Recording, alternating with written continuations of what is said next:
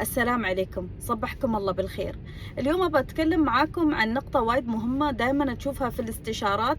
الناس اللي تكون عندها حالة نفسية، بس أنا ما أتكلم عن الأمراض النفسية المزمنة مثل الانفصام أو الذهان. لا، أنا أتكلم لما يكون إنسان يحس نفسه إنه هو تايه، أو عنده مثلا اكتئاب بسيط، أو إنه يحس نفسه إنه هو مو بقادر ياخذ قرار معين، سواء كان في العلاقات أو في العمل، أو إنه بشكل عام عن حياته الشخصية. فيحس نفسه مو بعارف اني انا اروح في اي اتجاه.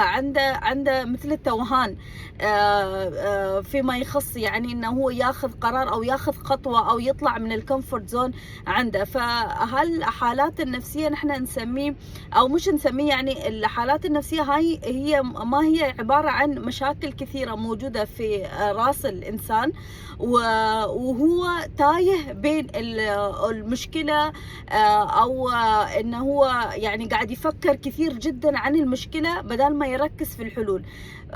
شوفوا، كل ما كان كل المشاكل موجودة في راسنا، طبيعي الإنسان بيحس بالتوهان، لأنه هو مو بقادر يشوف شيء قدامه، شيء مكتوب. الإنسان ما يقدر يفكر في كذا شيء في نفس الوقت، بالذات لو أنت عندك كذا مشكلة موجودة، ممكن تكون مترابطة مع بعض، أو تكون إن كل مشكلة، مثلا عندك مشكلة في الشغل، عندك مشكلة في حياتك الشخصية، عندك مشكلة مع شخص أنت تحبه أو قريب لك.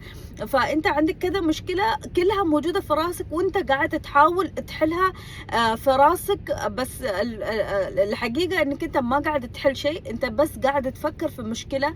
فمشكلة تحس إن هي كبيرة جدا وما لها حلول، وقاعد يأثر على حالتك النفسية. فممكن يدخلك في اكتئاب مؤقت، أو تحس إن مزاجك مو برايق، أو تحس نفسك تايه.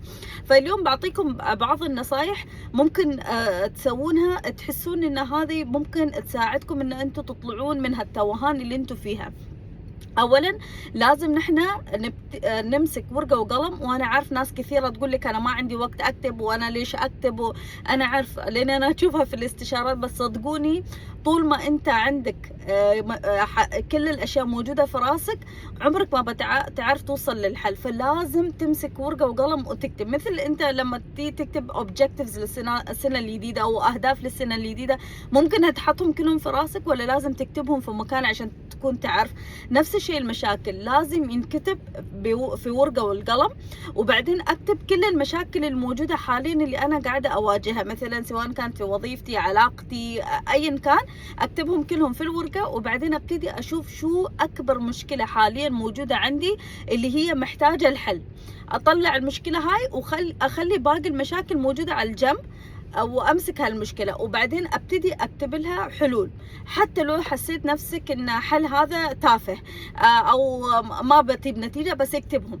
ولا لا تحكم على نفسك، اكتب كل الحلول اللي موجوده عندك، بعدين رقمهم من 1 ل10.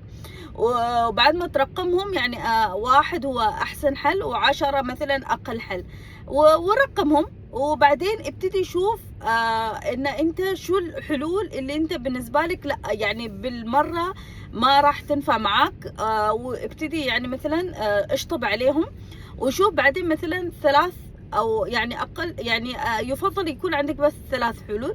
طلع هال3 حلول، افضل 3 حلول، وتشوف شو احسن حل لموقفك حاليا انت تقدر تطبقها عشان تحل هالمشكلة هاي، وابتدي اشتغل عليه. وخلي في بالك ان التوكل على رب العالمين وايد مهم.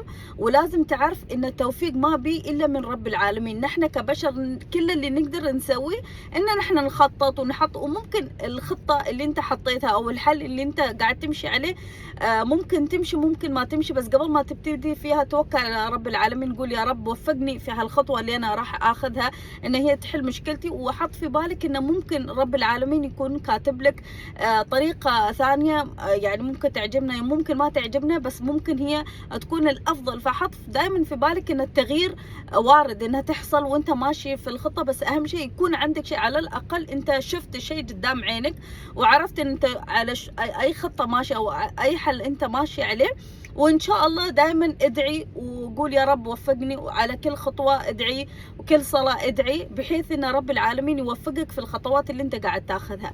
فحبيت بس أنا أشارك معاكم هالحل. اكتبوا لي في الكومنتات إذا أنتم جربتوها، أو الناس اللي مجربة اوريدي هالنوع من الحلول هذه، إذا نفعت معاكم ما نفعت معاكم، أو إذا قاعدين تواجهون تحدي معين وأنا ممكن أرد عليكم، أعطيكم حلول إذا أنتم واقفين في خطوة معينة. اكتبوا لي في الكومنتات أو طرشوا لي على الخاص. مع السلامة.